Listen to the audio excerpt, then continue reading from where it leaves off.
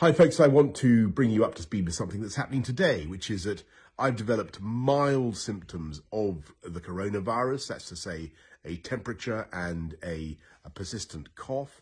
And on the advice of the chief medical officer, I've taken a test that has come out positive. So I am working from home, I'm self-isolating, and that's entirely the right thing to do. But be in no doubt that I can continue, thanks to the wizardry of modern technology, to communicate with all my top team to lead the national fight back against coronavirus. And I want to thank everybody who's involved. I want to thank, of course, above all, our amazing NHS staff. It was very moving last night to join in that national clap for the NHS. But it's not just the NHS, it's our police, our social care workers, teachers, everybody who works in schools, the DWP staff, an amazing national effort by the public services, but also by every member of the British public who's volunteering. Incredible response. 600,000 people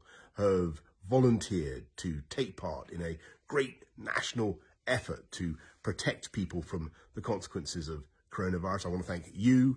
I want to thank everybody who's working to keep our country going through this epidemic. And we will get through it. And the way we're going to get through it is, of course, by applying the measures that you'll have heard so much about. And the more effectively we all comply with those measures, the faster our country will come through this epidemic and the faster we'll bounce back. So thank you to everybody who's doing what I'm doing, working from home to stop the spread of the virus from household to household. That's the way we're going to win. We're going to beat it, and we're going to beat it together.